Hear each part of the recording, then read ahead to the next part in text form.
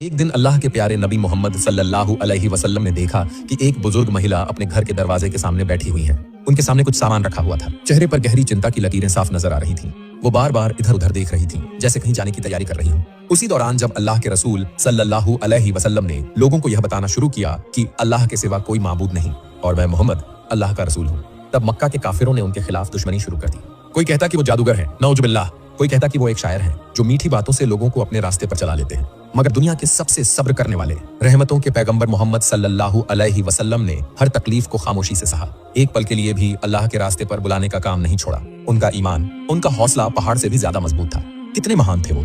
इधर वो बुजुर्ग महिला अपने आंगन में बैठी गहरी सांस लेकर खुद से बुदबुदाई, न जाने अगर कभी मेरा उस आदमी से सामना हो गया तो, अगर उस जादूगर ने मुझे भी कोई बात कह दी तो कहीं मेरा दिल भी न बदल जाए। वो सोच में डूबी हुई थी, मोहम्मद नाम के उस इंसान के बारे में जिसके बारे में लोग कहते हैं कि उसकी बातें दिल में उतर जाती हैं, जिसे एक बार सुन लो फिर उससे मुंह मोड़ना मुश्किल हो जाता है। वो खुद से कहने लगी, नहीं, मैं अब इस शहर में नहीं रह सकती, जितनी जल्दी हो सके यहाँ से निकल जाना चाहिए। ठीक उसी वक्त रसूलुल्लाह सल्लल्लाहु अलैहि वसल्लम उस रास्ते से गुजर रहे थे। उन्होंने उस बुजुर्ग महिला को देखा, रुक गए। उन्होंने महसूस किया कि ये महिला कहीं जाने की तैयारी कर रही है, लेकिन वो बहुत कमजोर लग रही थी और उनका सामान भी भारी था। नबी रहमत ने नरमी और मोहब्बत भरी आवाज में पूछा, अम्मा जान, आप कहाँ जा रही हैं? बुजुर्गा थोड़ी चौंक गई और बोली, बेटा, मैं इस शहर को छोड़कर जा रही हूँ। यहाँ रहना अब महफूज नहीं रहा। यहाँ एक जादूगर आ गया है जो लोगों के दिलों को अपनी बातों से खींच लेता है। मैं नहीं चाहती कि मेरे साथ भी वही हो। नबी जी सल्लल्लाहु अलैहि वसल्लम ने सिर झुकाकर उसकी सारी बातें ध्यान से सुनी। बड़े ही सुकून भरे लहजे में बोले, अम्मा जान, क्या मैं आपकी मदद कर सकता हूँ? आपका सामान तो काफी भारी लग रहा है। बुजुर्ग महिला कुछ पल के लिए नबी जी की तरफ देखती रह गई। सोचने लगी, ये कैसा नौजवान है। आजकल के जमाने में कोई किसी की इतनी फिक्र करता है क्या? थोड़ा सोच विचार कर बोली, बेटा, अगर तुम मेरे इन सामानों को मेरे सिर पर रखवा दो तो मेरी बड़ी मदद हो जाएगी। नबी जी थोड़े आगे बढ़े और सामान उठाने लगे। वाकई में बोझा काफी भारी था। उन्होंने समझ लिया कि इस उम्र में ये महिला इसे उठाकर कहीं जा नहीं सकती। फिर बहुत नरमी से बोले, अम्मा जान, आपका बोझ तो वाकई बहुत भारी है और आप भी तो बुजुर्ग हो चुकी हैं। अगर आप इजाजत दें तो क्या मैं आपको आपके ठिकाने तक पहुंचा दूं? इस बार महिला हैरान रह गई। इतना शरीफ, इतना रहमदिल लड़का।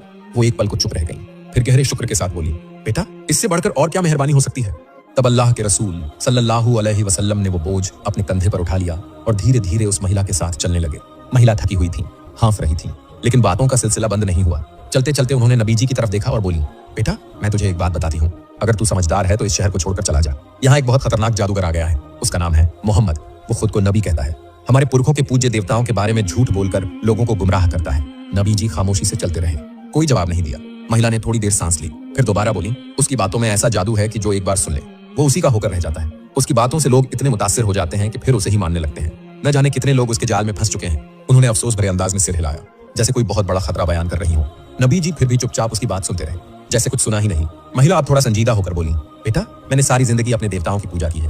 मैं नहीं चाहती